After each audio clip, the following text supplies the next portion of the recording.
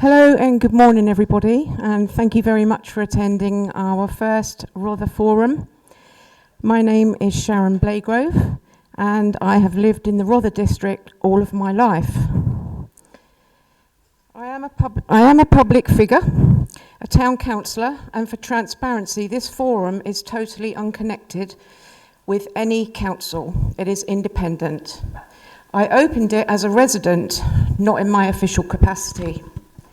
I am an advocate of free speech and communication and created this platform for residents so that they can feel included in what is happening in our district and to give their input and suggestions and questions and have their say.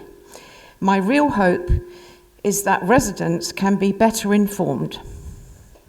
I would like to introduce you to the other 8 members of the Forum Committee. They are our chairman, Mr Simon Elford, has served on Rother District Council, East Sussex County Council, and is a former Bexhill Mayor. Mrs Teresa Stanbridge, who is our vice chairman over here, and also our treasurer. Mr Connor Winter, our secretary.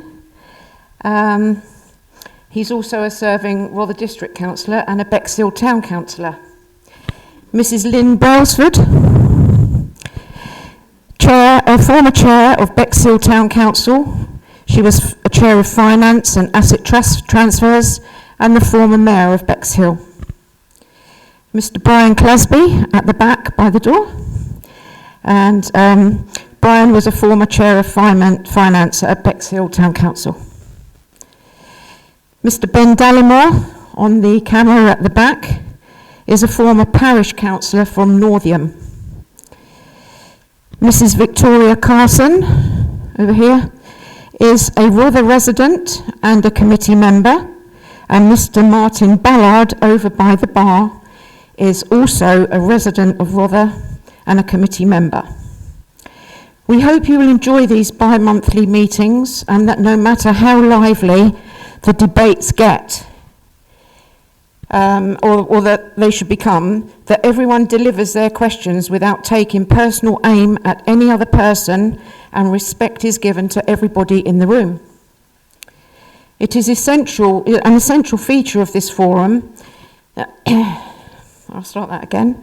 It's an essential feature that this forum is known as a place for residents. It will never be used as a mouthpiece for any council or political grouping.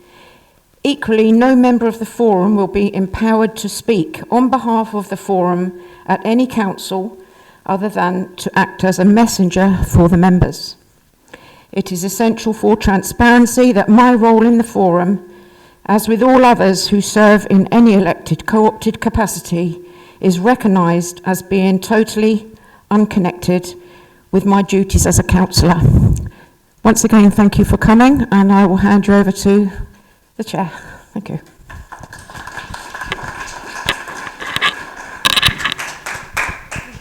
Good morning, everybody. Thank you for coming along. It's good to see so many people here today. Thank you for Sharon there for just introducing everybody. So we'll start off fairly quickly as we've got a very packed agenda today. It'll be a traditional kind of event where we'll have the speakers come up and they'll have about 7-8 minutes to give a quick talk about what they're here to discuss, and then we'll have questions afterwards around about 10 minutes. It is a bit tight today, but we have got 4 speakers and we've got to get them in a fairly short time. We're very grateful that all speakers have turned up, and we're very grateful for them for coming. So we'll kick off straight away, and we're discussing the post office and the threatened closure of the post office in Devonshire Square. And we're very lucky that Mr Mole Meade has come down from London. He's from the Communication Workers Union, and he's going to take us through what's happening and what we can do, really. Mr Meade. Just stand there. Yeah. If you can. I just want to say thank you for inviting me. My name's Mole Meade. I'm from the Communications Workers Union, and I'm also on the National Executive for that union. And I need to take you through a few things first so you understand exactly what the post office really is, because there's an awful lot of misinterpretations about that. Firstly, the post office has got nothing to do with Royal Mail. Nothing. Royal Mail got privatised 11, 12 years ago, and the post office didn't. And the reason it didn't was because of Horizon.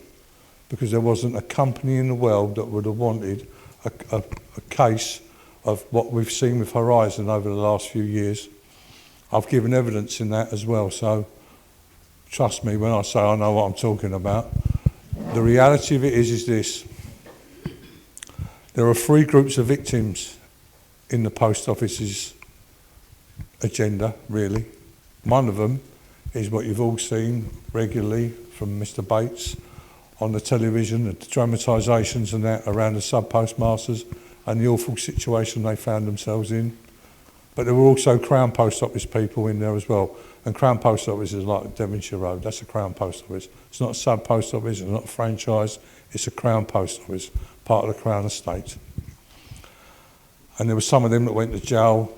One girl, when I was giving evidence in Parliament, she did 8 months in Holloway while she was pregnant, and she didn't do anything, not a thing.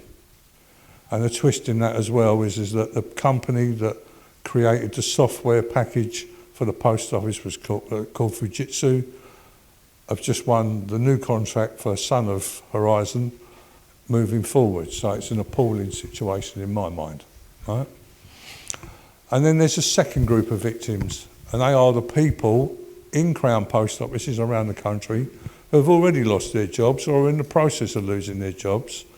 And the real reason why they're losing their jobs, and let's be under no illusion, is because they're paying the legal costs with their labour for what the post office has decided to get rid of. So as we close the Crown Post Office, they say, oh, we save X amount of money. Well, that money goes into the pot for them to pay their legal costs, which are running at the moment at around getting on for £500 million in legal costs of your money, taxpayers' money. Unacceptable, in my mind. And then there's a third group of victims, and I'm looking at them, because the communities in this country, the length and breadth of this country, have lost their post offices. There are areas within the communities in this country right now who have got no postal services at all. So they have become postal deserts because of this stupid idea that we can cut to profit. We can't cut to profit. You have to supply a service for all of us, for you. You are victims, the largest section of victims. Okay, it's not been quite as traumatic for some of you, but it's still an inconvenience. It still will be an inconvenience. And if Devonshire Road goes, who I used to represent the people in there many, many years ago, was to shut, mark my words, you know about it very, very quickly, because they don't close it and they stick it in Smiths like they used to, or into a spa or something. They just shut them. We got cases like that gone on last year. We had an offer for Eccleston Street from Grosvenor, which is probably one of the largest companies, landlords in the country, to give us a free post office. All they had to do was supply the staff. They said no. So that's what you're up against. That's what we've got to fight. Because this is not going to come from the post office. There has to be a political solution. Whether we want to talk about that or not, there has to be a political solution. So I implore all of you, whether you're green, red, blue, pink or yellow, I don't care what colour politically you are, if you want to save your post office, start writing them letters now to your MPs, start writing to the Minister and get as much done as you possibly can, because that's the only way we're going to do it. The moment we put pressure on the people that really have to say in it, which is the bosses of the post office, because they're our representatives, the politicians are our representatives, and if they don't get their finger out, then we know how we deal with that. But the reality is this: if you do nothing, you're going to lose. If you do something, you still might lose, but at least you've done something. And that's vitally important at the moment. We had one in Clapham recently, they shut it. A year later, they've opened something else up because the pressure group that we put together was so immense. It's a 4-position, brand new, all singing, all dancing post office. Why? Because the community said so. So I'm hoping that by the time I leave here today, this community will be saying the same thing, because you're worth it. You are worth it. This is a 500-year-old industry we're talking about. We didn't turn up 2 weeks ago. It's been around for half a millennia. That building down there, I checked, I went in there this morning to see some of the people I know. There's about 250, 260 years worth of service collectively in that building.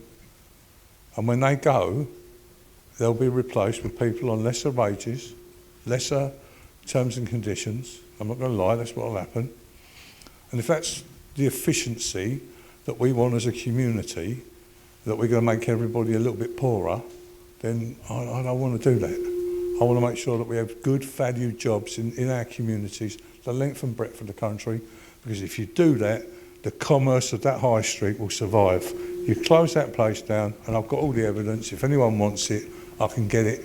You shut a Crown post office, and your high street, mark my words, will start to suffer. Because there's no reason.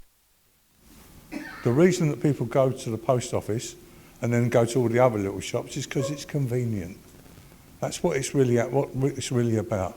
And I've got tangible evidence about that. Currently, I'm seeing the Minister Tuesday, and then we've got another meeting with management on Monday week around an alternative, because we've all seen the stories, none of which are true. You know, Tesco's aren't buying the post office tomorrow, like was leaked in the papers by management of the post office, because they can't get their own way at the moment. The Minister, who I was with not 2 weeks ago, has flatly denied that. He said, no, that's not come through us. So I'm going to hold his feet to the fire. I will hold their feet to the fire when it comes, because if it does happen, I'll be setting his feet alight. And the reality of it is that those things are just being put out there by the post office to try and get their own way. Because they think cutting the profit, like I've said already, is the solution. Well, it ain't the solution. The real solution is the post office needs to be a bank.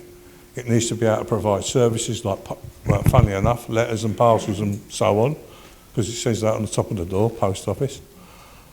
And it also needs, we've got a case at the moment, we had a document written by London University, and it's about the post office becoming its own bank. In France, they set up La Poste Bank. Within 1 year, within the first year, they didn't need no more subsidies. They were coining in €1 billion in profit, not in turnover, in profit a year. And now they pay for the subsidy of all their postal services, like their postmen, etc., which we aren't part of anymore. But who knows, we might be able to get back with them. So why can't we have that for Britain? Why can't we have it for our country? Because I think we're worth it. If I'm being brutally honest, I think we are worth it. I'm sick of seeing everything going to the wall. It's now your chance to stand up, get counted. Please, please, write to your MPs, write to your councillors, they're here, go and pull them. And get these sort of forums are going to be the growing hub of our communities as we go forwards. I'll leave you with this. If we can turn that place down there into a banking, postal, social hub, for example, they can do other products in there, why not? If it helps you as a community to have a one-stop shop, I'm up for that. That's part of our mantra at the moment when I go into bat on our behalfs and your behalfs, because it's the communities that we're trying to get it for. No one serves the post office people, all of them, whether they're sub-postmasters or Crown Office employees or franchised employees, they're good people, most of them. I mean, you get the odd one, but you get that in all walks of life. But generally speaking, they're good people and they want to provide a decent service for us, the community. And on that basis, if you've got any questions, thank you. Thank you very much. Thank you very much for that, Mr Mole, Mr Meade. That was very interesting. I'm sure there's some questions around. We've got a member of the committee, Martin, over here. He's got a microphone. So if anybody's got any questions, if you can just put your hand up and we'll come to you. And if you can just state your name and then ask your question. Gentleman here, Martin.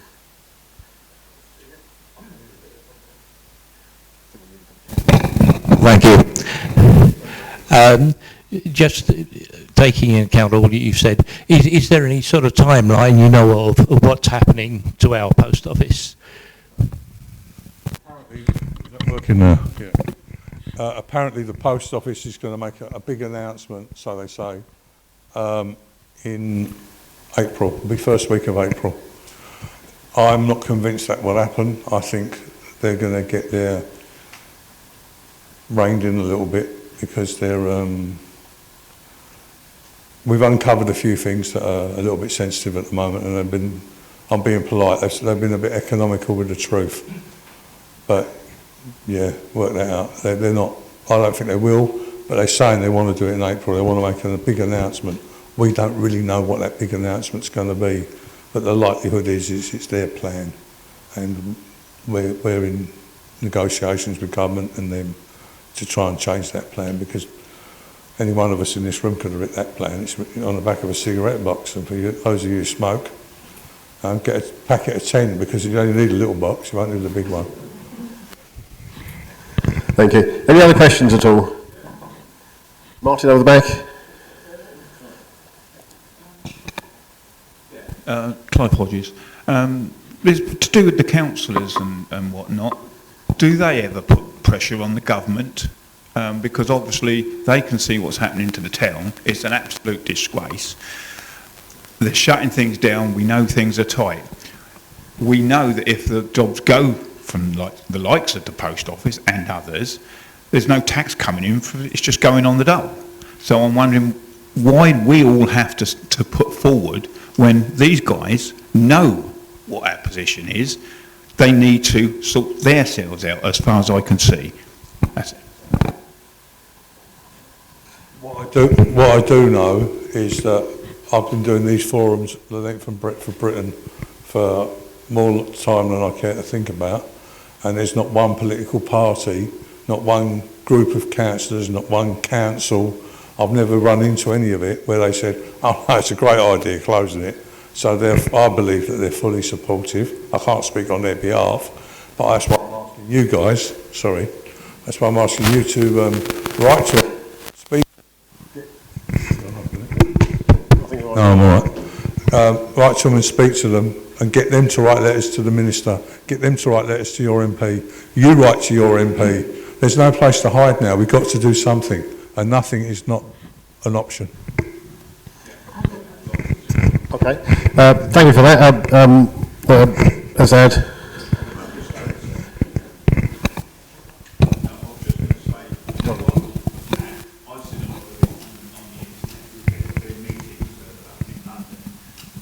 Why is it that's coming down to us when the bill should be going to Horizon and to Jitsu back, because they caused the problems?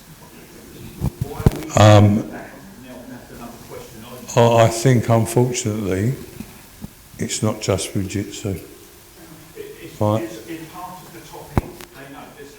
We all know that. I have never, I agree with you completely, but I have never, in all the years I've been on this planet, ever seen a senior politician or very senior manager get busted for something they've done. They normally get away with it, and it's the people at the bottom that suffer like no one's business. So my argument, while I agree with you, I think you're going to need to watch this space.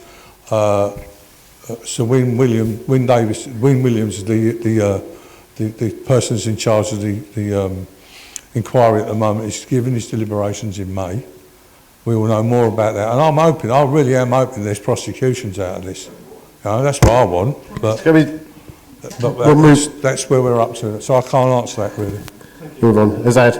Thank you very much for as you can see that I want to say is what's going on in our town. What's going on is we're losing every single day everything, you know, each by day by day. And as you can see, I did complain for the post office. 3 occasions outside the Devonshire Square. I had so many people with me, and I don't want to be close to the post office because it is very vital for our town, for our residents. The bank is gone.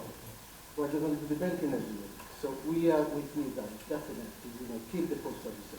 Thank you. There is something else I meant to mention. These called these banking hubs they're talking about. So I think we've got a bit of. I think we're better there. Yeah, name is Chris. Simple question: who is the freeholder? Who's the freeholder of the post office? We understand that it's Royal Mail. We understand that the freehold is Royal Mail's. The post office, it's weird. When we all got split up, yeah, from the post office and Royal Mail being as one entity, the back part and the top part of there, am I back? Yeah. Devonshire Road is Royal Mail, and the facade and the front bit is post office, right? So we sort of half own it and half don't. But personally, I don't care who owns it as long as we got a proper Crown post office in this town. Because anything less, they'll come back to you. I warn you, they'll come back to you. But we're going to put a post office in Uncle Tom Cobley and all, right? And you'll all go, oh, we're going to get a post office, but you won't be able to get 2/3 of the services that you're currently allowed to get in there. Fact. Huh? Another question here, Martin. Thank you. And then the gentleman behind. Yeah, I'm Ian Gribbin, and I've studied the post office privatisation that you talked about back in 2015. Since the Royal Mail was privatised, they've made about £2 billion in dividends and about £4.5 billion in operating profit. So the real problem came from the moment it got privatised, because as a group, the post office wouldn't be facing the problems that it has, because it would have all of this profit from Royal Mail inside it, and even the Horizon scandal would be easily affordable. So as a campaign, have you thought about campaigning for the renationalisation of the Royal Mail? I have, regularly. However, I'll put it out there, because I've got to use one of these. As a victim of cancer, this is how it was put to me. We have a choice. Do they put me back together, or do they put a post office down the road? Or do they renationalise Royal Mail? Because to renationalise Royal Mail, as you should know, with the current £5.3 billion worth of debt they've got, exactly the same policy as what Thames Water does, you must all know about that. We'll create a lot of debt, give it to our shareholders, happy days. In order to renationalise Royal Mail, even if we got it for nothing, we'd have to pay £7.5 billion in debts as shareholders. That's a fact. That's what they owe. You go and have a look at the company's house. Go to the company's house. £7.5 billion is what they're saying. We would have to find. That's what I was told. You know? So the reality is it's not going to happen anytime soon. That's what they told us. They'd like to do it, but they've got to prioritise the so-called black hole. But I don't really know what that means either. So the answer to that is yes. I've always tried to get us renationalised, but I don't think it's going to happen anytime soon, and it's certainly not going to happen in the next 4 or 5 years, unfortunately. But I want it. Martin, gentleman just behind in a beige jacket there. Yeah, good afternoon, guys. Steve Keogh. I was a former councillor in a past life, but I managed to escape. Okay, so I don't know who clearly. A lot of the post offices operate on a franchise basis, and I don't know. I know the question was asked earlier: is that freehold or is it franchised? If it's franchised, why doesn't the local council, like other councils in the area, and I'll give you an example in a second, take on that franchise and then support the local council? An example of that is Bexhill Town Council. So they do facilitate banking hubs in there. They do all the cash in, and obviously Houghton don't have that many banks anymore, and 2 more are closing soon. But the council actually took on that franchise. They run the post office. They support it by a certain amount per year. Let's say a figure of about £60,000 per year, and it works effectively. And as it's in the centre of the town, there's no reason why the council shouldn't consider taking on the franchise of this particular post office, just like other successful town councils do. It's not a freehold. It's part of their freehold, the combined freehold. A franchise is completely different to a freehold. A franchise is McDonald's turning up and saying we're going to run a post office or whatever, right? It works, but it works on a limited basis. That's what I tried to warn you about earlier. Don't be fooled by them saying, oh, they're going to franchise it or they're going to outsource it or whatever. Because the moment they do it, they will reduce the service capacity because there's an Act of Parliament that says so. And there's not a lot I can do about the Act of Parliament at the moment, but maybe we will do one day. But the reality of what you're saying, we have got some of them working in the country. We've got the metro mayors in the north of England. They're already starting to look at, they're going further. They're saying we'll have a library in there, we'll have a post office in there, and they're building these things, right, properly for communities, which is great. But they're insistent, they'll put all that together, but the big post office has got to supply the staff as Crown Post Office employees. That's what they're saying. And to say that they're successful franchises is not right. WH Smith's took 260 odd off of the post office not 5 years ago. I think they're down to about 60 now. They just shut them. Right? So they're not that successful. And that's what happens. Is like, there was a classic in Grays in Essex. It went from a Crown office to a franchised WH Smith's to nothing. And that's the journey.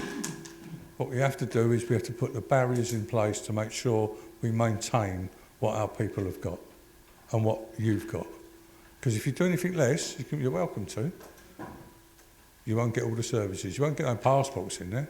You won't be able to go and get your passport checked. You won't be able to get certain other products checked to do with the British government's position on people coming into the country and ID cards, etc. We have to do all of that. But the moment you shut that, all those things go away. So please be careful of what you wish for, because if you get it, you might not like it. And that's the truth. Thank you very much. We've got time for one more question. So, lady over there. Okay, thank you. Oh, there is one thing I do want to mention as well. Sorry, before you do it, is banking hubs. There's this big thing on the TV at the moment about banking hubs. There's all right. Well, we had a meeting about that last week, and that's the banks marking their own homework. It really is.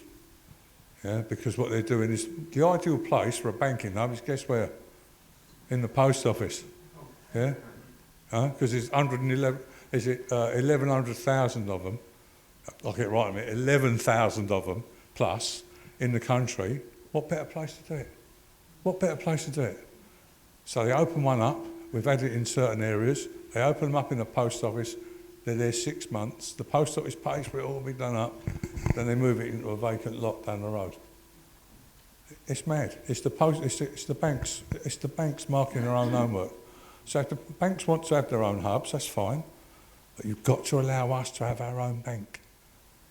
You've got to. We had it. We did have one. It was called Gyro Bank. If all of you are old enough to remember that, right? And then they sold it for £1 to Alliance and Leicester, and that was the end of that. So let's get our bank back. Let's have a bank. And I'll tell you, wouldn't you like to be able to walk into a bank, one of your banks, on a Saturday, and do your transactions on any day of the week, not once a week, if you're in a hub? Wouldn't you like to be able to go there and sort your stuff out? Because as I get older, I don't want to sit on a computer. I don't want to do it on a computer. I want to go and talk to someone because I find it easier to do, if that's all right. Yeah? So, yeah, I hear you, but sorry. Lady over there, last question. Thank you. So, our MP had a meeting with the CEO and also the interim chair of the post office at the start of this month. And one comment that he was very disappointed in the fact that they didn't really know the criteria to which they were measuring our post office against foreclosure. Do you know what criteria they're trying to apply? I do, yeah, I can tell you. Their criteria is the back of the cigarette box scenario. All the Crown post offices are closing. That's the criteria. All right? That's their criteria. So whoever it was that spoke to them, ask them to contact me and I will take them right through all of it. So is it phased or is it like 5 now and 5 next month? No, they do a lot in one go. That's what they're after. Yeah. So it's not really a selection process then? No, it's just see you later. I'm sorry, I'm perhaps South London's coming out of me here. I'm being brutal with you because I'm being honest. And that is that they are not bothered about that. They started, I was in a meeting the other day and they said to me, we're going to introduce, when they've all gone, we're going to introduce biometrics. I said, you just sold that years ago. We used to do biometric identification and that in the post office. And you're going to bring it back? Is that when you start making a profit? Because there's nothing left. Because it won't just stop with the crowns, will it? It won't stop until it's all gone. And I don't want to see the back of a post office. I say this to all the young reps and the young members I deal with. I want to be the man that hands the baton on. I don't want to be the man that hands the keys back. And hopefully all of you will agree with that position. And I'm going to go back to what I said at the beginning. Please write to all your representatives. Please write to all your political representatives, because that's the only way we're going to sort this out. It's ugly at the moment, I'm afraid. There's a lady at the back there. We are really pushed for time now, unfortunately. So, thank you very much, Mr Meade. Thanks for your time. Sorry about that. Thank you.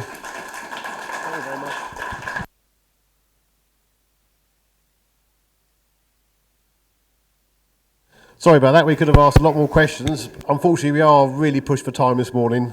So we'll whiz straight on to public conveniences. And our guest speaker is Lynn Brailsford, who's currently Asset and Transfer? Was Transfer Committee, sorry. And Lynn will just take you through what's happening, I suppose, really in that regard. Thank you, Lynn. Thank you. Yeah. Right, good afternoon everyone. Can everyone hear me? Good. Oh, okay. Firstly, may I emphasise that what I have to say is based on my personal experiences and interpretation of events. By way of introduction, I served as a councillor for Bexhill Town Council from 2021, when the council was first formed, as Mayor of Bexhill for the year 23-24, and also as Chair of the Finance Committee for 2022 and the Asset Transfer Committee in 2023. One of my main concerns was about the potential devolution of discretionary assets from Rother District Council to Bexhill Town Council, and first on this agenda was the 14 toilets in the Bexhill area. I had a long-standing problem relating to the condition of these toilets, as it had been particularly embarrassing for me during my time as Secretary for Bexhill 100 Motoring Club, when I managed the twice-yearly Anglo-Continental street markets and had to field off complaints from visitors and traders about the condition of the Bexhill toilets. During the first 2 years of Bexhill Town Council's administration, we carried out an investigation on the implications of taking on these toilets and the financial impact on our ratepayers. We were provided with a list of essential repairs from surveys of the toilets, and Rother District Council offered a sum of community infrastructure levy money to offset the cost of these repairs. There was an estimated shortfall of £150,000, which was included in the precept as a one-off cost for that year only to facilitate this shortfall. The proposal from Rother District Council was to lease the toilets to Bexhill Town Council. One of the clauses contained in the lease was for Bexhill Council to reimburse Rother for their cleaning costs with no recourse to the existing cleaners until 2024, when the contract with the existing cleaning company expired. I did not consider that these facilities were being cleaned to an acceptable standard, so was unhappy for this financial commitment to be made on behalf of Bexhill residents. In March 2023, a motion was carried for Bexhill Council to defer the decision on the devolution of the toilets for a few weeks to give the next administration to be elected 4 years for the most beneficial solution for our residents to be put in place. The new administration made a decision to take these facilities on a freehold basis to ensure that Bexhill residents' money was spent on assets which effectively belonged to them, thereby placing Bexhill Town Council in a position to restore these toilets to a credible condition and to make further improvements as and when it was financially practical to do so. In November 2023, Rother District Council made the decision to close the toilets for a trial period, presumably as an economic measure to reduce the financial impact on their statutory duties. I understand that a concession was made whereby there was an allowance for the facilities to be opened during the summer season and when any sporting activities were taking place in a vicinity which was served by the relevant toilet. On January the 29th this year, I attended a meeting of Bexhill Town Council as a member of the public when, after a debate following the submission of a temporary licence from Rother District Council, it was resolved to proceed with Bexhill Town Council taking temporary control of the public toilets and for Bexhill Council Clerk to investigate the next steps with Rother District Council. Hopefully, this will result in Rother District Council and Bexhill Town Council working positively together to ensure that the toilets will be once more made available to residents and visitors as soon as it is practical to do so. I hope this is a fair assessment of the situation and invite any questions from the audience. Thank you. Thank you very much, Lynn. I should make it just clear, I think I made it clear at the beginning, Lynn was Bexhill Town Council and not Rother District Council, so obviously she's talking on behalf of taking the toilets on. So we've already got some questions. Martin, gentleman, just by you there. Thank you, Martin. Hi. First of all, thank you very much for bringing this forum together. My name's Howard Martin. I currently stand as President for Bexhill Chamber of Commerce. With regards to toilets, what we've seen, what businesses have seen across the town is everybody talks about basically who's mopping the toilets out, who's repairing the toilets. What we've never seen or heard from any council is an asset strategy for the toilets. You only have to look at towns like Bridlington, Scarborough, Southend, Bournemouth, Poole, even inland Cirencester, to see what an effective toilet strategy is with regards to actually turning the toilet blocks and the toilet land from being liabilities to being valuable tourist assets. Go to any of those towns, see clean, modernised toilets that are self-sustaining at the very least, if not actually profitable for councils. They do not have to be liabilities. Here's a really simple solution. 2 blocks on the seafront. Let's just take those as 2 random examples. You can do nothing with them. They're Edwardian, derelict, not fit for purpose blocks. Knock them down, take the freeholds as the town has suggested, but with the right and the planning consent to knock them down, sympathetically turn them into modern toilet facilities, beach showers, dog wash, unisex, mixed use, whatever you want to call it. Tie those into new kiosks that you attach into the toilet block or use the same footprint for. It's a standard model that is used around the country. We've tried to present this to the Town Council and Rother Council. Introduce the councils that know how to run a toilet strategy, work with companies like Danfo, do these strategies for councils. Yes, there is an investment point early on, but those investments are recovered over 30 years.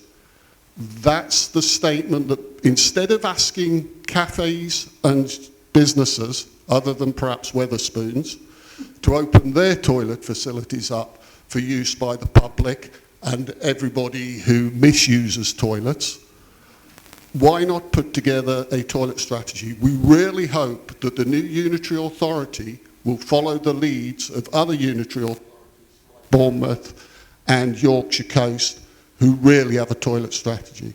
That's the Chamber of Commerce position. Thank you. Thank you, Lynn. Do you want to answer that, Lynn? Yeah, well, I'd like to respond to that by saying, yes, I fully support what you say, and it really resonates with me. It's common sense and everything else, but our hands were tied by Rother District Council because they had the authority, they had control over these toilets, and we had to do what we were told, which is why we wanted the freehold, because we were representing the residents of Bexhill, and we wanted to do our best for the residents of Bexhill, and that's the response we got. So. And if you get, the point is, if you get the freeholds and you get a planning consent, you can really turn them into assets wherever they are. Yeah, I absolutely support that 100%, but the freeholds weren't. Martin, the gentleman just behind you there, he's been waiting. So. Okay. Hi, my name's Joe Carter. I'm a Conservative candidate for council here in Bexhill. Today, what we've heard really is that the reason the toilets are closed are because two councils, which everybody in this room pays council tax to, are arguing about which pot of council tax gets control of freehold. I don't think anybody in this room cares what signs outside the toilets as long as they're open and the doors are open. Now, what makes it worse, in my opinion, is that the two administrations, almost at parish level and district level, are of the same political party. The Rother Independent Association was elected on the promise of forming a Bexhill Town Council and letting them open the toilets. So my question's this. The other day we saw, well, a few months ago now, we saw Bexhill Town Council reject a motion to spend about £100,000 of their already £1 million budget, of which they're taking off taxpayers, to build new toilets at Edgerton Park. They rejected it on the premise that Rother District would get the freehold and the museum wouldn't. Now, is it the belief of any council, or you as the former mayor of Bexhill, that the residents of Bexhill care about what council runs the toilets? No, I can quite understand that part of the argument, but as leaseholders, I think we were basically in a position where if you were going to rent a property from someone and it was in a dilapidated condition, and your landlord said to you, we expect you to spend all your money and get this immaculate, and then you can lease it from us. But it's not your money, it's the taxpayers'. No, it is the taxpayers' money. That's right. So as the taxpayers, we could have spent taxpayers' money on that, and then they could have done what they wanted with it. Until we had the freehold, our hands were tied. Well, that's what I felt at the time. The gentleman over here. What I've just heard from what you said, who actually has the freehold now? Because from what you just said in the reading off there, it went from BTC back to RDC, back to BDC. So who's got it now? The Rother District Council own the freeholds of these facilities.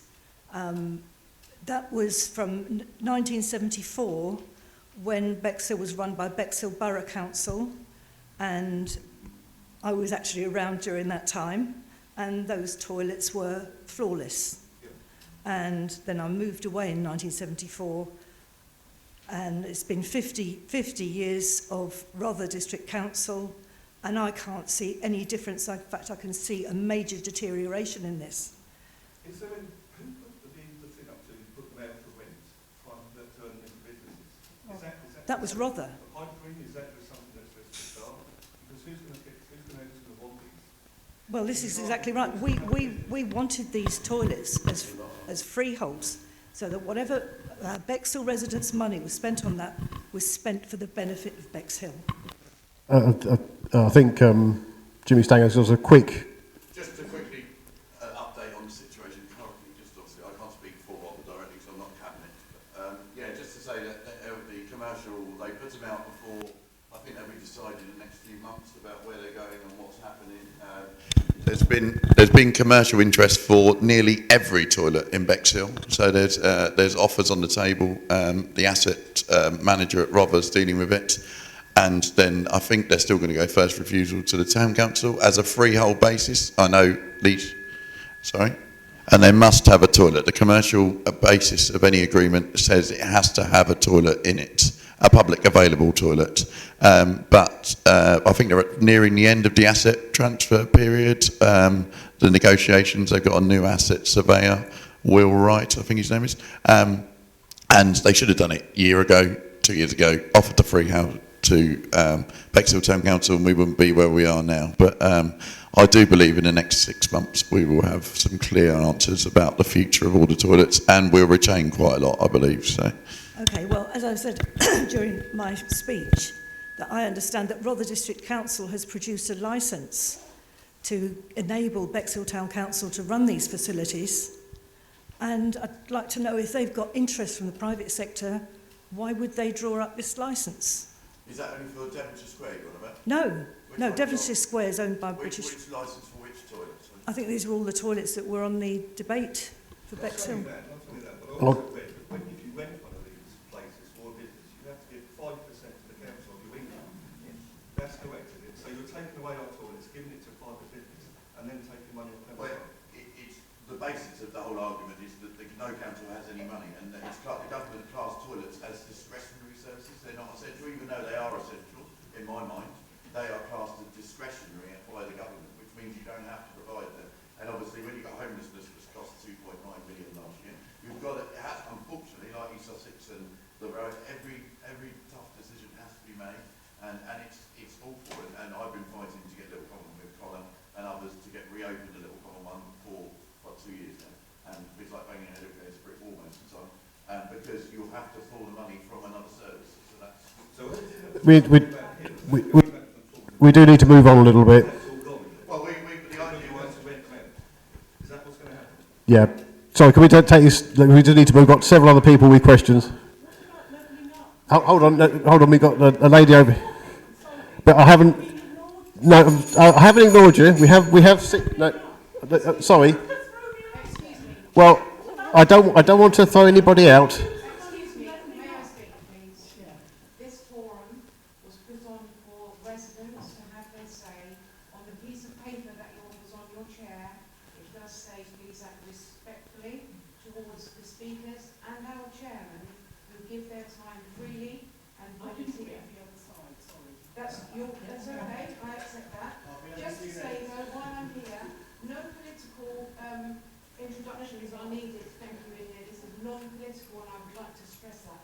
You will get your time. We have obviously got a bit of a schedule going on, so let's go back to it. So I was going to say, we'll have this lady first, and then we'll come over to you. Mrs Hodges, Sutton Place. You say about the toilets and everything. They've closed the one along Sutton Place, Galley Hill, and they put it up for sale. I've seen loads of taxi drivers and everything, when I've been walking my dog, go to those toilets, and because there's 3 steps going down, they're weeing down there because they're empty. So don't say that they're opening them, because they're selling that one. It's up for sale. Well, this is only a recent development about this licence, and as I'm no longer a councillor, I wasn't able to have privy to the terms and conditions of this licence. But to me, it sounded as if that was a fair concession and a compromise, so that both councils, who comprise a lot of people that live here, are going to work positively to get these facilities opened, which is the whole point of it. If you do close that toilet down, there's no toilet down there at all. I understand that, absolutely. And the whole, it's not just that, it's Little Common, Sidley. I'm so concerned about these facilities that are just being left to go to rack and ruin. And as a Bexhill resident and from a whole generation of Bexhill people, I think it's appalling. And sometimes Lady over there. I'm sorry that I shouted. That's right. Just what I wanted to say, if nobody can provide the money, we've got 20 million coming from levelling up. Can't some of the money be allocated, because it's facilities you do need? I mean, I came here as an old person because the toilets were fantastic when I arrived here. Couldn't that be investigated? I know you're all... I can't hear you, Janet. Could you speak into the mic? come from, but really, can't it come from somewhere else? Why do you have to just infight for them? Yeah, I mean, the negotiations about the SIL money and the money that we reserved in our precept was previously to the Levelling Up Fund. And when I heard about that, I've got fingers, toes and everything crossed that could be utilised to get these toilets usable and in a fair condition for residents. The whole point of it is to make Bexhill a viable place to live, and that would answer it to me. Okay, we've only got a few minutes left, Yeah, so... I just want to finish what I was saying. If you want an example of some fantastic new toilets, go to Pevensey Bay and see what Wealdon District Council have put in place. Yeah. A community hub, lovely toilets, everything. Yes. Just, you don't have to go far to see them. Yeah. We got lady there and then the gentleman, and that'll have to be it. Well, perhaps people will be watching this and taking note of what you've said and acting on it. I sincerely hope so. Sorry. So I think I speak for most of the town and me personally when I say I feel let down by both Bexhill Town Council and Rother District Council on this matter. Why not hand the assets over to East Sussex as part of the unitary authority? I can give you an example up in Suffolk. In Felixstowe, seafront, parking is free. The toilets are open 24 hours a day. They accommodate motorhomes and all kinds of tourist visitors, and they have thrived all the way through the winter. And in fact, I will drive up to Felixstowe to spend the weekend there because I feel it's hostile in Bexhill. This is creating a hostile environment for businesses and for tourists. We need to sort it out. Thank you. Thank you. Gentlemen, sorry, I know there's other people with their hands up, but we are really, really short of time now, so this has to be the last question. Yeah, I'll make this quick. So the forthcoming Canberra Information Centre, the new toilet block information centre, cafeteria, to be tendered for, and also base for RNLI, has gone over budget, with the original quote being 1.5 million. Now it's closer to 2 million. 2 million is an extraordinary amount to spend on in a coastal village that is seasonal and weather dependent, where numerous public toilets across the county, as you've already alluded to, could have been kept open if the outlay was shared out. So the question is, would that £2 million have been better spent across the county, maintaining and supporting the numerous toilets that have been closed? Well, definitely. I'm all for them. They're crying out for attention. But as I said, as a council, our hands were tied. So we can only do and only get to bring it as far as it has. And hopefully this agreement will come to fruition and do something good for the town. But it's out of my hands now, personally. Okay, so I'm sorry, I know there's more questions, I'm sorry. We really are. We have to be out of here by a certain time, so we are running to a very tight schedule.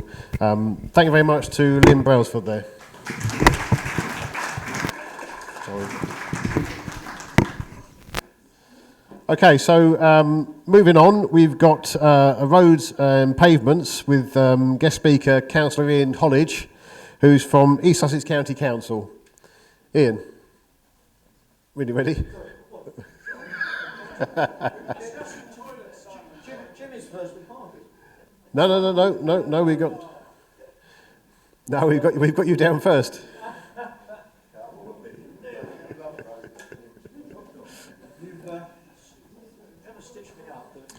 No. I'll keep you off guard. Mick, can you hear me? Right, no, I'm not going to use that rubbish. Is everybody... we need it for the camera. We need it for the recording. It won't, okay. We can... Can everybody hear me? And the camera. Right. My name is Ian Hollidge, and I've been involved in civil engineering nearly all my life from 1969. And probably people know me as a cyclist, and yes, I am. However, these are the different machines over my life that I've had the pleasure of using. Bicycles, and courtesy of the biker over there, I've nicked his motorbike. That's Howard Martin's motorbike, and that was the most beautiful car. Chris, you recognise my old Daimler XJ6, 4.2 litres, pace, space, and grace. And the problem that I've been asked to speak about thank you very much, Sharon, for organising this and giving the opportunity to speak about it, is our pothole situation, potholes and pavements. And in my mind, they're disgusting. I'm not here to defend them. I'm here to explain how we can try to solve the problem. And I've got to go and get the other stuff over. I'm sure you were up for parking first. Right, this is the construction of a road. It's got 5 different layers: wearing course, binding course, a base course, a sub-base, and then a subgrade underneath that. And what should happen when you construct a road? I've built roads, I've designed roads, I've maintained roads, I understand the process. I don't know how many people here have done civil engineering, studied it and got their hands dirty and dug holes and played with groundworks. But when you do, you start to learn to understand the process. And a lot of the officers that I speak to, they look at me as a council idiot that's come from nowhere, but I'm not. Which is why I conducted this, or chaired it at least, of which anybody here pothole scrutiny, because I was fed up with complaining, and myself. People that cycle here, from 2017 to 2023, there were 250 killed or seriously injured people on push bikes alone. When you hit a pothole, it's serious. Now let me, hold on.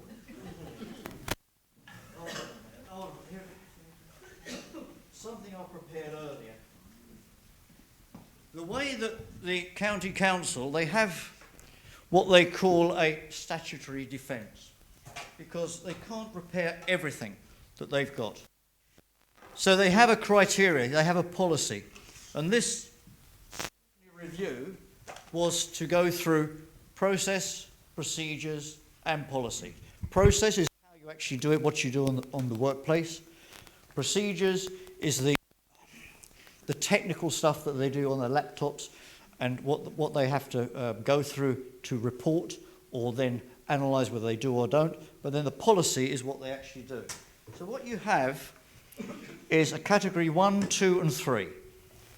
Category 3 is 40 millimetres. So 40 millimetres is a golf ball size. So if you report it by phoning up 0345 60 80 193 and you report the location, and then you have to say, is it a golf ball? Is it a tennis ball? Tennis ball is a category 2, which is 60 to 80 millimetres. That's about 77. And this one is about 95, which is about 100. So that's a category 1. If you report a category 1 pothole, it must be repaired within 2 hours. If you report a category 2, it must be repaired in 5 days.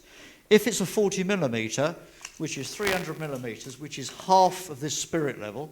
So you've probably seen some of the photographs, probably seen me go around with a high-vis vest. That's 300 millimetres. If a pothole is that diameter, 300 millimetres, and it's 40 millimetres golf ball size, then what happens then is 28 days later, they can come and repair it, up to. And this is my problem with the system, is that it's up to 28 days. Now, between 28 days and the 5 days, say a week, 7 days, it goes from that one to that one. But no, that one still registers as a 28 days and recorded on the system. But then all of a sudden, this hole's got deeper and more dangerous. It's all very well worrying about cyclists, but more importantly, you have people that struggle, different mobility issues, and the pavements, in my mind, my 93-year-old mother-in-law, she said, what are you going to do about that pavement? I can't use with my Zimmer frame, can't move around the town. Their mobility, their access to goods and services is ruined by pavements being disgusting. So every time I see a vehicle that's parked on a pavement, driving up, breaking the paving slabs, then I get cross. And I do start to get a little bit angry. There's one business locally, and they phone me up, what are you going to do about the paving slabs? So I go on the paving slabs, go to see what's wrong with it, take the photographs, report it. We put new paving slabs in after a lot of cost. The team go out there, put it there. Next day, their delivery lorry is parked outside their pavement on the pavement slab, breaking it up again. So it's so frustrating when you get people that don't help the system. but that's just one of many issues that we have. This is the way a road should be constructed, of all these different layers. Then they should be stuck together. That's just PVA, stuck together. So when you then have utilities that come along, gas, electric, water supply, wastewater, telephone, plus the others. Don't even talk to me about outside the library, where we put those new tactile paving, the red tactile paving, new traffic lights. We put everything there. It was perfectly good. And if one of the councillors here that complained about it, we didn't get the exact colour right to begin with, but it was temporary, and we got it the red conservation area colour paving eventually. But what happened straight after we did it? Broadband, the utility, not utility warehouse, one of the Treely or whatever it is. Don't want to quote names. Don't quote me on this. But one of the ultra-fast broadband companies came and dug them all up again. So it left us with another mess. To be fair, they did repair it properly, but it looks an utter mess. And everywhere you go, you've got all these that don't bind then, as they should do, as a homological, whatever it is, one structure. What you end up with is this. And they're just not stuck together. So all these different things, you can't drive your Jag over it, you can't drive your motorbike, it all filters down. And if you read this pothole report, one of the major problems is as soon as you get that, you get water penetration. And you get the water going down, which creates a bigger pothole, and then it gets down, then you get the vehicles going over, it creates a pumping action, and it breaks up even further. So that's our problem that we have to cope with. So what we looked at there was getting the money out to do sort out the drainage. Everybody's gone along Herbrand Walk recently. You've seen the good work that we've done there. Anybody's gone along through Westcourt Drive, you see the new drainage system. We had to dig down, find out where the problem was, and then relay new drains, new gullies, and there's a system called a swan neck, similar to what you've got down your toilet to stop the fumes because it goes down to a combined sewer. But they're looking at all the drainage systems because the catchment area from Edgerton Stream goes all the way down to Park Road. We've done the pavements outside the museum. We've done the pavements on West Parade.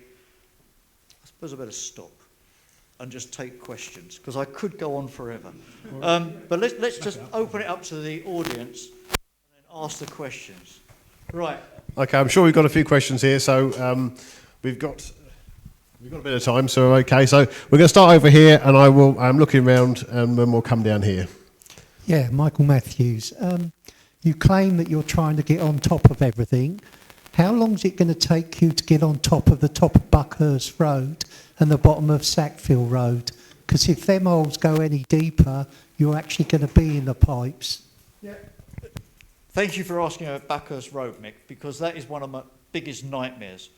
We've got about 4 or 5 different problems there, and I think a lot of the problems that have occurred have been down to the water supply company, South East Water, possibly down to Southern Water that take the road drainage away in the combined sewer, and possibly some of the other utilities. But also, it's on clay. So if you imagine trying to build a road on a mattress, it ain't going to work. It's clay. The Romans did a fantastic job when they came over and invaded our country 2,000 years ago. Bless them, aren't they lovely? Look what they left us. But they only had little small chariots. We've now got, on these old roads, these Victorian roads that we're using, we've got huge vehicles. An electric vehicles weighs 30% more than an ordinary vehicle. We've got huge lorries. Old Town, similar problem. So Buckhurst Road, A269, bus route with a school and the thing there is a problem. What we looked at there, outside South Court, South Cliff, South Point, outside that front door there, you'll see a fire hydrant, and it gives the depth and the distance from the fire hydrant meter. And you look there, you go into the grill, into the ironworks, you put your finger down, and there was water seeping right the way up.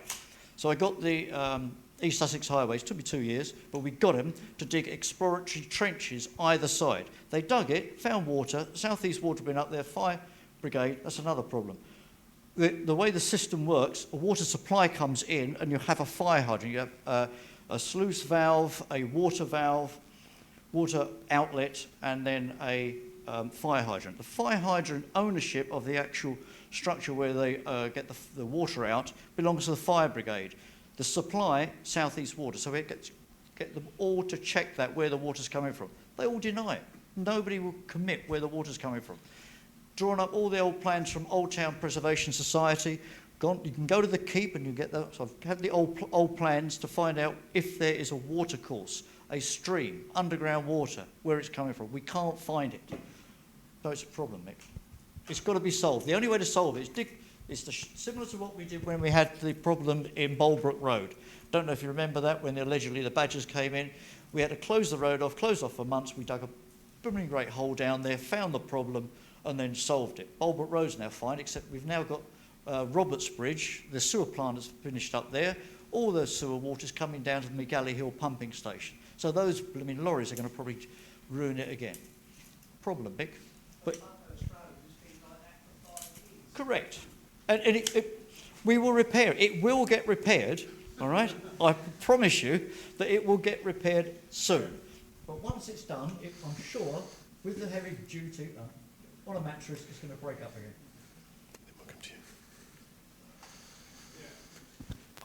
As all these potholes are being done, we've had numerous potholes filled. Does anybody ever check afterwards? Because we've seen potholes being filled, took them a half hour, maybe an hour. Probably cost us about £1,000. They've walked away. 7, 8 months later, there's holes there again. So it get reported, they come. So do they ever get checked and be... that when they get the hole filled in, it is made to be, I can't remember the wording now, what was there before, i.e. blend into the road, not leave a big hump. Yeah, absolutely, they do. The team that go out take a picture before and after, otherwise they won't get paid. So every pothole they fill was about 50 quid a pop. It doesn't cost you as a taxpayer or us as a council any extra money. However many times they could go out with a road with 365 things, doing one a day, it does not cost any extra money. The budget for potholes is a miserly 1.5 million. The contractor. So East Sussex County Council are the client. We've employed Balfour Beatty as the main contractor. They will employ a subcontractor, Hailsham Roadways, Trench Line, one of the others, depending on the level of work that needs to be done. Or we recruit other gangs. We've got 16 gangs, other ones. What I'm hoping for is when the winter's finished and it's stopped raining, we've already got 3 jet patchers, which are the magic machines that come out, blow it all out, spray in hot tarmac. You'll see them there in the boots, and that does that. So they did my site over Sluice Lane. Yeah, and what they should do, and that's in the spec, and anybody wants to read this with me and go through it afterwards, this is the specification. Guide to Highways, read the report. What they should do is if they've just chucked a little bit of tarmac in it, cold tarmac, and activated it with the water, which is perfectly good system, but they must mark that with a T. If it's a pothole that they want to prepare properly, then they have to cut it out 2 metres up to sound surface and cut it out, and then put a binding material like that to bind it, and then that's permanent repair. I'm not sure that every one of our standard that we would do in our own, and that's what I question.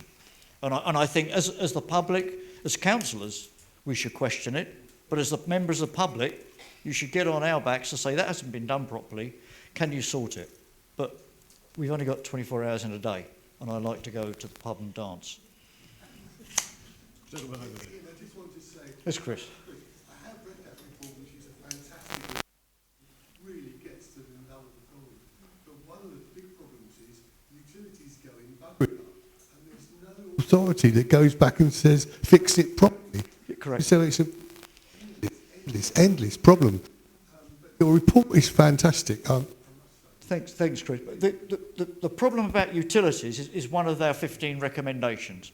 We wrote to the Minister at the time, and he wrote a reply back which I was not very impressed with. And I will pursue, because I'm going to get another chance to do it through the Place Committee.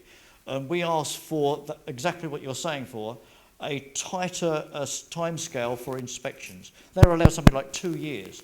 There's one on the A259 near the Arthur Club. That's Another problem that we've got, that's national highways. It's not an East Sussex road, but I've got contacts with East Sussex. Every time I drove over it, boom, I get home and I want to have watch the TV, and I forget to phone up and report it. But any one of us can do it. But it's a continuous bump. The one round the corner, Wickham Avenue, took me a year to get that one sorted out. BT, poor workmanship. No, it's not. So, yeah, I agree with you. Anyway, I won't carry on. Hi, it's regarding about the Buckers Road. If they're doing a one pothole, if they see the other one next to it, why they just ignore it and going away instead of doing the both potholes? You're asking if they could want to do the whole road? No. Just they came to repair one pothole. They saw another one next to it. They just completely ignored it and walking away. Yeah, so frustrating. Because it's either about 28 days they report or that one. It's not the way I would run a contract personally, but I've got to agree with you. Why do they do that one and not that one? And part of what we did in the report, they do have the power, the workmen on the ground,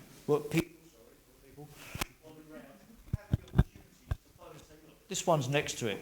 Doesn't it make sense to do it? Because it's embarrassing for them. Everybody's on their back, so why don't you do it? And common sense tells you would. If you're tiling a room or whatever it is, you don't miss a bit out, do you? You do the whole lot. So yeah, I'm with you. I can't answer your question. It's frustrating. Sorry. Ian. Oh, Tracy. First of all, thank you for your tenacious approach into trying to help us with our roads. However, so first of all, the criteria for potholes.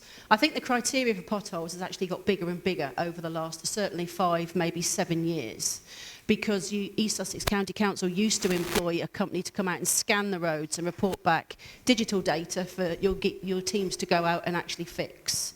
So first of all, I'm told within the industry that criteria has stretched slightly. So that's something East Sussex County Council could potentially have an effect on. The second thing is around utilities. So when utilities have to go to a road and dig a bit up, they have to apply for a permit. So within East Sussex County Council, you have the ability to say, oh, look, there's 2 permits within 4 feet of each other. Shall we do both at the same time? But you also have the ability to send out an inspector straight afterwards to do a core test to make sure it's at the right standard. And I don't think that happens an awful lot of the time. The other point on that is that every fix, and this is for everyone in the room, every fix I think has up to a 2-year warranty on the fix itself. So anything that's reported within a 2-year period, the company that actually did the hole in the first place has to go back free of charge to fix it. East Sussex County Council could exercise that an awful lot more and have these companies, A, make up the roads that they messed up in the first place, but B, maybe they'd pay more attention to the first fix if they knew they were going to get called to go back and do it a second time. Yeah.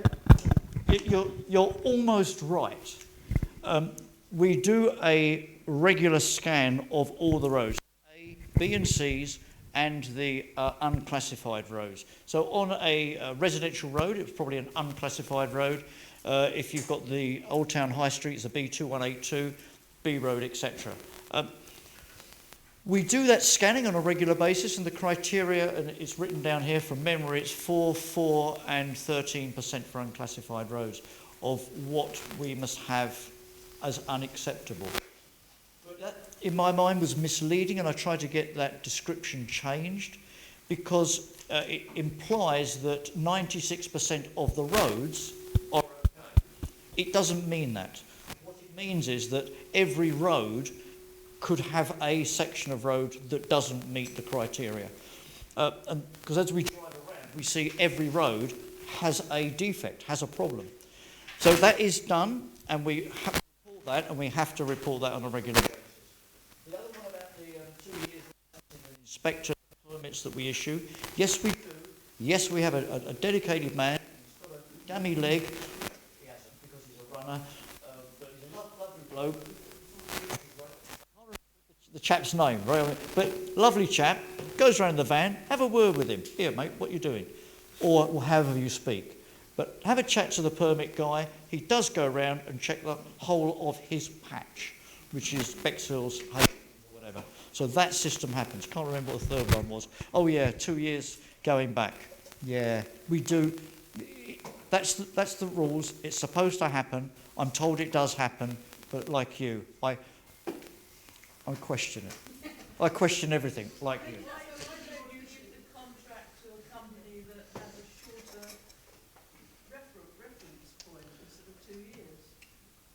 That's the law. No, that's the government make the laws. On no, every utility has a statutory requirement of must be allowed. Streets and Works Act, from memory, allows you to that every utility has to be allowed to dig up a particular road to service their infrastructure. So you get your gas, your water, your telephone, etc. That is the way the system does work, and it should work. However, if they do a repair at something and they do a reinstatement, that reinstatement has to be done and inspected at a certain time. So that is the law, and it, believe it or not, I don't make the laws. We need to move on really quickly. So this. Hello, Ian. Once again, I know we've been through this before. Is there anything, as an engineer, can be done with these pavements? Loop, for example, free routes going all over the pavement. I don't think much can be done with that. But that's like going. Same with Grassy Road. There's a wheelchair user myself. Yep. Just going down the pavement. It's all patchwork. It's pieces, bumps and bits everywhere. When I get home, shattered. I mean, literally shattered. And this thing's got great big springs and a 4-inch cushion. But usually footpaths, it's horrendous. But is there something that can be done? Can these be skimmed off? Can they be repurposed? Can they be resurfaced? Is the thing. Because of a night time, I'll actually use the road rather than the footpath to get myself home. Because I can be thrown off into the road, the amount of lumps and bumps. Yeah, I think you're right. Something should be done about it, but it does then come down to money. I mentioned about the maintenance contract. If it was a pavement, if it's 20 millimetre, believe it or not, 20 millimetre out of depth, the pavement should have attention. And I've argued the point about the 20 millimetre is relevant for crossings as well as you go across a road, because you go down Western Road, you can't cross it. It's a bump. But it comes then down to the capital money, because you have an 18 million budget for maintenance, of which 1.5 is potholes. You have another DFT capital expenditure, and East Sussex have capital expenditure. So you have 3 different pots of money that go into everything you see on your highways, which could be street lighting, a gullies, drainage, etc. The point about the capital funding is we've just got 1.4 million for active travel, which in my mind, every cycle group that I belong to wants it to spend on a cycle route. And I'm saying to them, hold on, active travel is anything for where you walk, wheel or cycle. And in my mind, it's more important to spend it on pavements, even though I'm a campaigner. I'm happy with the roads. But what I'm sort of talking about also, is it practical to have these pavements? I know what you mean. Yeah, you mix it up and chuck it on it. Yeah. I know that would be a short-term fix to go over the top, but is it practical? I would say that's a good point to raise, and I will raise it again. Their methods of construction, because quite often they will put off doing something to do a more permanent job. The other thing about it, they're supposed to put a membrane underneath it when they do a pavement. And I picked them up on it because they've done about 4 or 5 different pavements, so they didn't use the flipping membrane, which is part of the spec. And a membrane stops the weeds growing through it and deteriorating the pavement further in latter years. So they did that in Edgerton, in front of the library, because we had the children's centre there, and that was the main reason that we did it there. So that's been good. That's a good example of good practice, but it's just one road. Sorry, Ian. We've got one last question, and then. Thanks, Ian. Hi. Thanks. I look forward to reading your report. It was on the website. But within it, is there any adaptation of the strategy? If you address things when they're golf ball depth and did them properly, they'd never get to a tennis ball and the box sort of size. That's the theory. Yeah. Is there any review of the strategy to see if you can address more of it earlier? The answer is we've done the report. Another 10 years' time, somebody else will come through and redo it, as we've done from others. I cannot see this criteria changing in the near future unless government guidance changes. So I go regularly to Westminster because I'm part of the all-party parliamentary group on walking and cycling, and we're raising. I think I'm going up there next month, March, whatever it is, March sometime. But yeah, if the changes and their instructions to councils, and if they're able to follow up with more money, which is the point about the revenue and capital, is pavements will be taken out of the capital budget. The 1.4 million for the pavements, and that's where we should insist on it. Now that's where I will ask the question on Monday, the lead member thing, and I will ask that question about pavements. Somehow bring it in. Okay. Paul Lennon was if you're really quick, Paul can ask you real quick, if you can answer quickly as well, Ian. If it's about buses, no. Past mayor, past councillor. Concerning potholes, a certain councillor told me that we leave potholes because they're a traffic calming measure. Is that true? Do you want to answer that one, Paul? Look, I'd had a few beers when I said that. No, it wasn't you. But it is true. Yeah, it's true. Isn't it? No, potholes for train. No.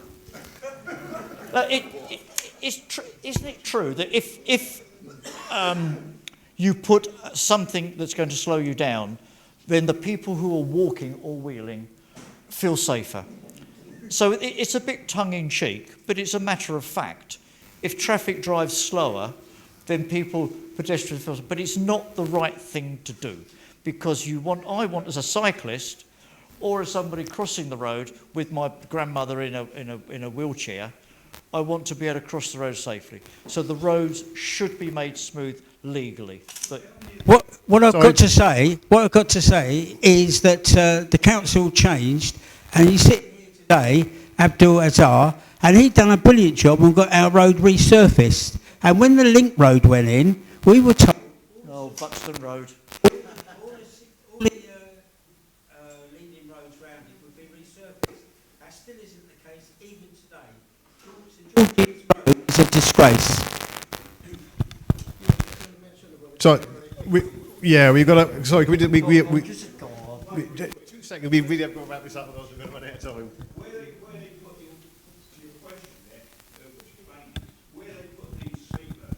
Yeah, no, road cushions. Yeah, tell me. But that's why we should.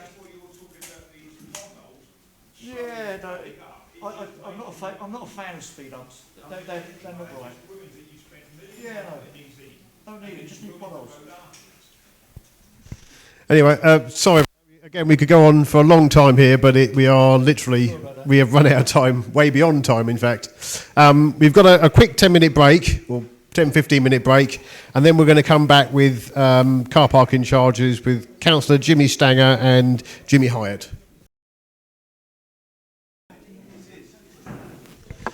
Okay, everybody, thank you very much. We are really pushed for time at the moment, so we'll get straight a move on. Just a quick note on the little pamphlet that's around with the order today. On the back of there's a little questionnaire where you can fill out any suggestions you may have or any comments. If you want to fill that out and leave it at the desk when you leave, that'd be most grateful. Thank you. So the next thing we're going to discuss is car parking charges, and we've got Councillor Jimmy Stanger. We did have Councillor Jimmy Stanger. He's coming, and Jimmy Hyatt. We've lost both our speakers. Is he outside?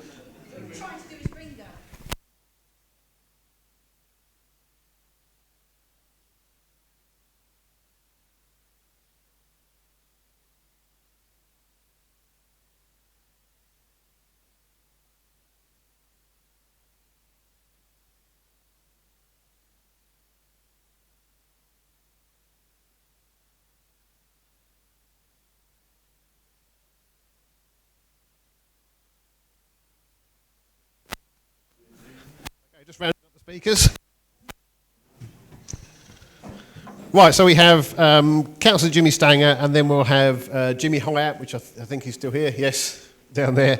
So I'll hand you over. Thank you. Welcome, everyone. Just to add, begin caveat, I am not speaking on behalf of Rother District Council, and I'm not speaking on behalf of anyone else. Just as myself, as an elected member, has been involved in some of these discussions, car parks, toilets, etc. I'm not a cabinet member, so I don't have the final decision on the car parks. I'll just put in before I start saying what I'm saying is on Monday at full council, Rother District Council, which will decide. A cabinet's recommended to amend the proposals to increase some of the charges from the free car parks to the chargeable. Sidley, Little Common, Hurst Green, Norvium. There's quite a few throughout the district that now the Cabinet have recommended for full council this Monday that we remove them from the budget, with unitary coming along the route and a lot of public pushback, schools, businesses, etc. So just to caveat that this speech was written more in before the decision's been made. So we, colleagues, residents, we gather here today to discuss a topic that, while seemingly mundane, has a profound impact on the lifeblood of our community: car park charges. We all understand the immense financial pressures facing local councils. Budgets are stretched, resources are limited, and difficult decisions must be made. However, these decisions cannot be made in isolation. They must be made using a clear understanding of their ripple effects, their impact on local businesses, their impact on accessibility to vital services, schools, doctors, pharmacies, community centres, sports clubs. All have we recognise the need for councils to find sustainable funding streams, but the question is, how do we do this without inadvertently damaging the fabric of our communities? Our local businesses are the backbone of our economy. They provide jobs, they foster community spirits, they offer unique services that larger chains simply cannot replicate. Increasing parking charges, particularly in town and village centres, act as a deterrent. They discourage shoppers and they can drive them to big retail outlets. Beyond businesses, consider the impact on vital services: doctors, pharmacies, community facilities, sports clubs. These are essential for the well-being of our residents, particularly those with mobility issues or families on low incomes. Impact on schools specifically, I know with Sidley because I was a governor at All Saints for a period, and Mr Taylor, the head teacher now, we worked hard with other councillors to get All Saints Lane shut off at school times to stop children being the risk of being hit by cars. And there was plans to then make Sidley a chargeable car park, which could have led to increased congestion, financial burden on families, impact on school events, and reduced volunteers if they've got to pay to park, added to the safety concerns. I think we need to find a balance. We need to pay transparent consultation, similar things like this today, as well as council events. Tiered parking schemes, so implement schemes that offers concessions for the first hour, first 2 hours. We understand that we have to charge, and there's more touristy car parks. You look at Canberra, you look at the Delaware, you look at Battle in the summer, where you got the Battle Abbey. These are where we can probably adjust the parking tariffs. But tiered concessions for the ones in the towns and the villages, first hour free, first 2 hours free, if you're going to go down that route at all.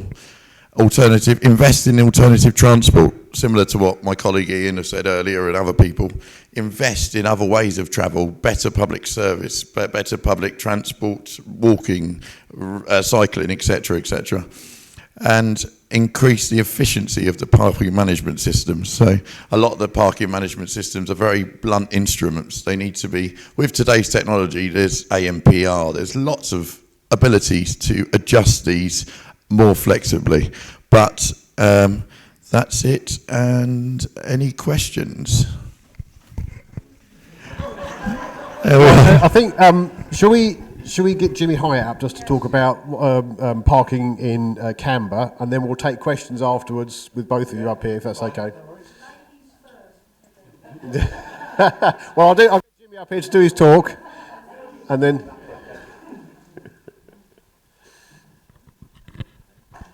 So this is Jimmy Hyatt, as a Rother businessman from Canberra. Good afternoon, all. Yeah, my name is Jimmy Hyatt. We operate family-owned businesses in Canberra for over 40 years. We're located on the central car park. We own a large cafe with numerous takeaway kiosks attached to the cafe. Directly next to the cafe, we have retail beach shops selling beach goods. My wife runs a clothing shop selling swimwear, etc. We also once run the June's Bar and Restaurant, which was located directly next to the old putting green car park. So in the summer of 2023, Rother District Council introduced a £30 flat rate parking tariff to Central Car Park and the old putting green car park. So if someone wanted to park there for an hour, for a quick walk on the beach and a bite to eat or a beverage, they had to pay £30 regardless. This tariff was introduced this was introduced without prior consultation between the numerous businesses that operate within the vicinity of both car parks. There wasn't any prior due diligence for the economic impact it would have on the businesses either. It was introduced as low-key as possible, to the point the businesses were totally unaware until very late in the day. I'm guessing due to the backlash they feared they would face from the businesses. In fact, Rother District Council strictly instructed their frontline staff to stay silent if we asked any questions on the matter. So you could safely say it was done in a very cunning and deceitful manner in order to avoid any conflict. When they eventually answered questions, i.e. from various media outlets and radio stations, they would only say it was a trial until September due to the increasing running costs for Canberra. Now, correct me if I'm wrong, but at the end of the trial, you would expect to see some public feedback by Rother District Council. To my knowledge, there's never been any evaluation of the trial for summer 2023. The nearest we got to any feedback from Deborah Keneally or Hazel Timpey would be the cars ain't coming because of the weather. It was just a very poor and lame excuse coming from people that work in offices that have little to no idea on how our village operates in moderate weather conditions. We pleaded with Rother numerous times to reverse the decision. I wrote to them directly asking for an emergency meeting in order to discuss the damage it was already causing, and with the 6 weeks approaching, we desperately wanted to salvage our season. Unfortunately, it all fell on deaf ears, and that was even after a successful petition signed by over 20,000 people asking for the trial to be abolished. Incidentally, Rother wouldn't acknowledge the petition. Their reasons being is it's due to the fact it was signed by many people from outside of the region of Rother. They'd actually checked the areas of every individual that signed and used non-locals as a get-out. So make of that what you will. Come the end of the season, we'd suffered our worst summer in over 40 years. In those 40-odd years, we've had numerous worse weather summers weather-wise, so it was little to do with the weather. Come September 2023, I attended a Rother District Council meeting in Bexhill in which I was allowed to speak. I had to submit my 3 questions prior in order to them to formulate their answers. Again, it appeared they didn't want to be put on the spot. One of the questions I asked was, would they carry on with a £30 flat rate for the season of 2024? The answer was no. I was told they would be going back to an hourly tariff.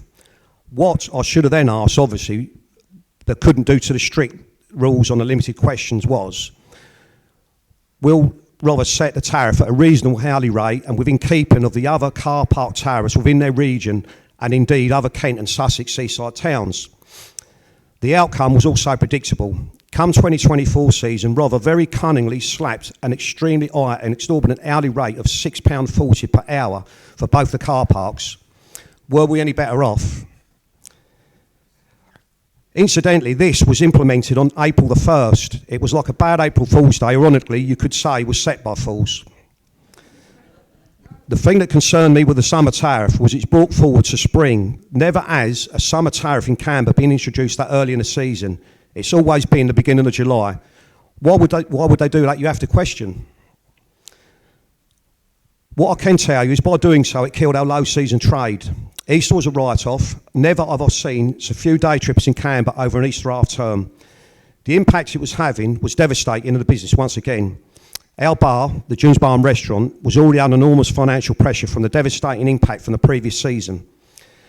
We're already in debt coming from the summer before, and we knew we had to make a decision if things weren't going to improve. We traded through the winter months and up to the Easter period, it became apparent that the business wasn't going to be no longer viable.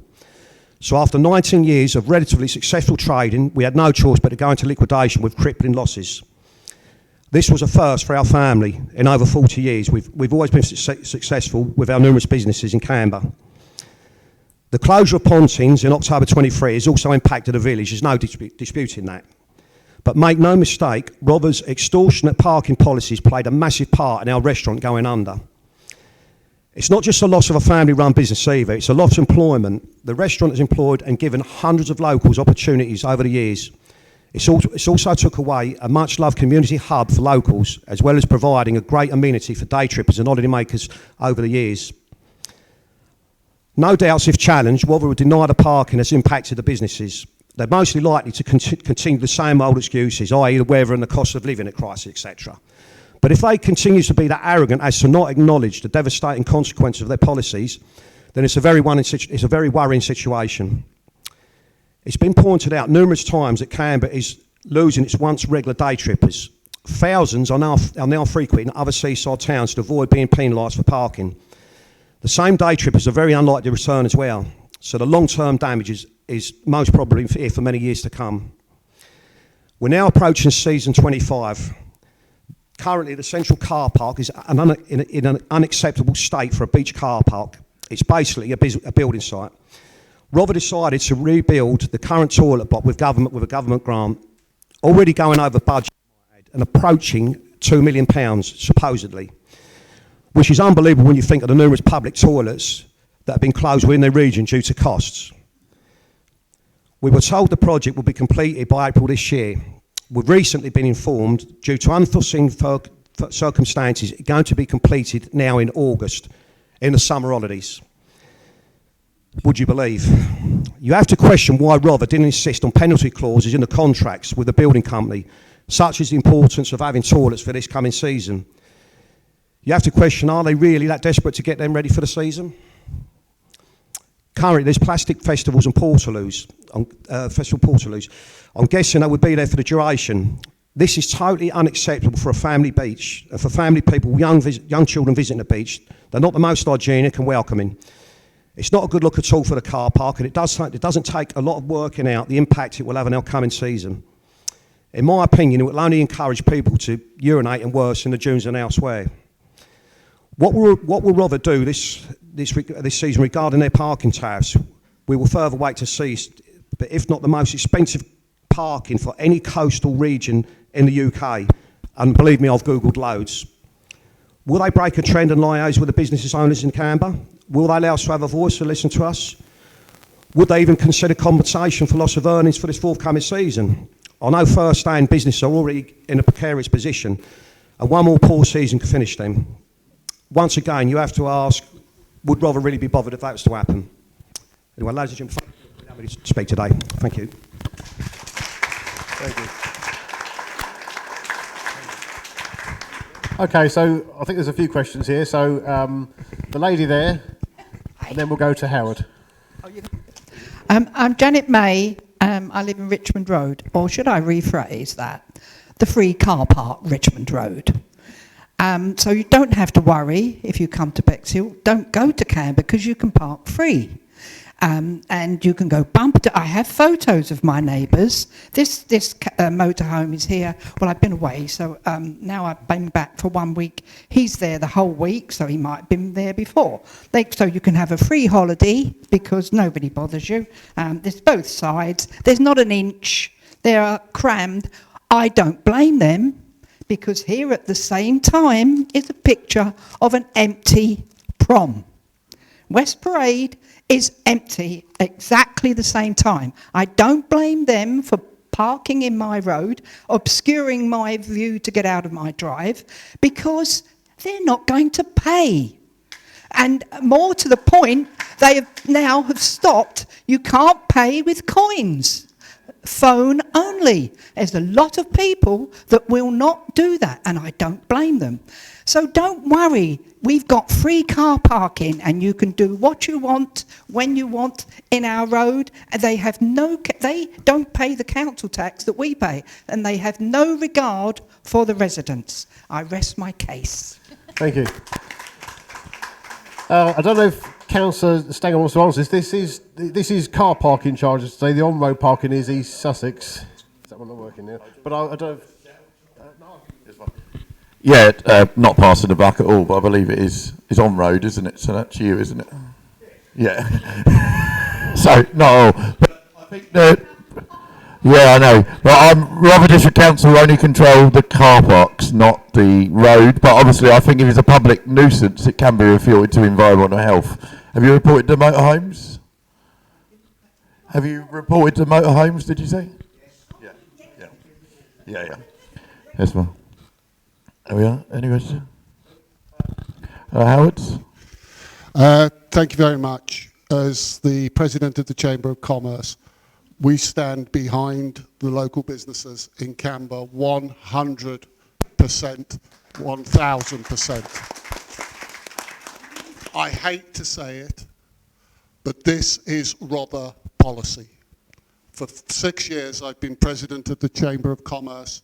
I've written articles in newspapers, appeared on television and on the radio, trying to get a change to this anti-business investment that Rother have nurtured and now bring to full force by using parking as a weapon against business investment. The fact that you are planning to increase the charging on the Delaware car park from finishing it at 8 o'clock in the evening to 11 o'clock at night will decimate what is left of the evening economy in the town centre. Why, if I want to enjoy a Sunday afternoon's browsing round the shops and lunch in a restaurant, can I go to Eastbourne, and this is down to you, Ian, can I go to Eastbourne and park for free in Eastbourne town centre on street? If I want to go and mooch around the shops and enjoy and lunch in Lewes, I can park for free in Lewes Council car parks. They are areas supporting business, feeding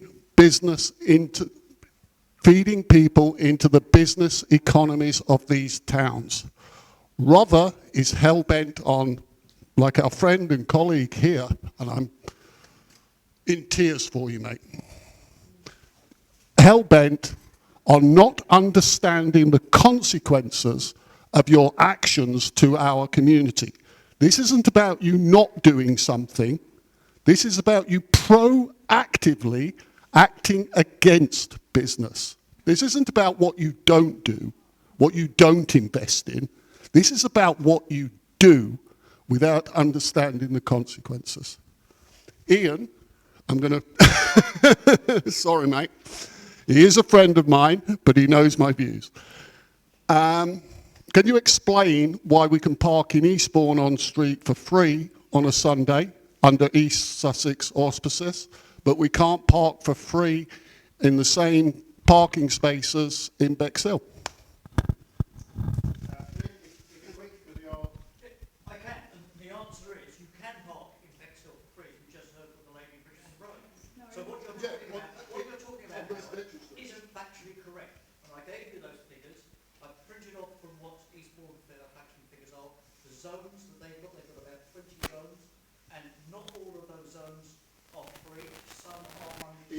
Centre they are. Five town centre zones are free. If you go to Amherst Road, right, just off the town hall, you can park there for free on a Sunday. So what you're saying is factually incorrect and misleading. No. Can I correct that? No. You're talking about... We don't want to have a we need to... But can I just clarify that?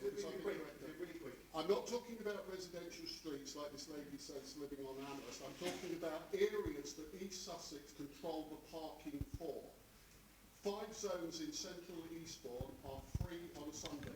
They have decided that those zones are free. They've decided that the zones on street in Bexhill are not free. I just told you they are. You go down to Amherst Road, we need to... I think so. Sackville as well. The lady Sackville. there. Hi, me again. Right, so first of all, I'll congratulate Ian on this point, just slightly. East Sussex County Council, on average, when you pay for their parking, it's roughly a third of what you will pay Rother District Council. Your prices in comparison to East Sussex are, in some cases, 3 times as much. And I don't think that is good, because you're the only long stay car parks. A lot of our street parking is restricted to 2 hours, which affects our restaurants and our businesses. We've had feedback from local businesses where they say, we have people come in to eat, but they skip dessert because they've got to rush back to the car park. The only answer is to essentially park in the Delaware, which is extortionate compared to the other parking in the area. And whereas people used to be able to go to a concert and, for argument's sake, get a meal, pay for a couple of hours parking, and then not have to worry about their parking, you're now going to extend that until when shows are finished in the Delaware. So potentially people are going to have to pay for 6 hours parking, which, if it's at the current rate, again decreases the likelihood of people staying and spending money in town, going on to a bar after a concert, again affecting local businesses. So the point I'd like to get across is you have to, when you come up with these, and I'll stop short of calling them harebrained plans, but when you come up with these ideas, please consult with us, because we might be able to give you an alternative view. At the moment, you do need to do something, because in Seaford, I can park for 12 hours free of charge on the seafront. Many other places, right on the seafront, I can park free of charge. Whereas in Bexhill, you can park for an extortionate amount, but you've got to leave by 10 o'clock. We don't want you there.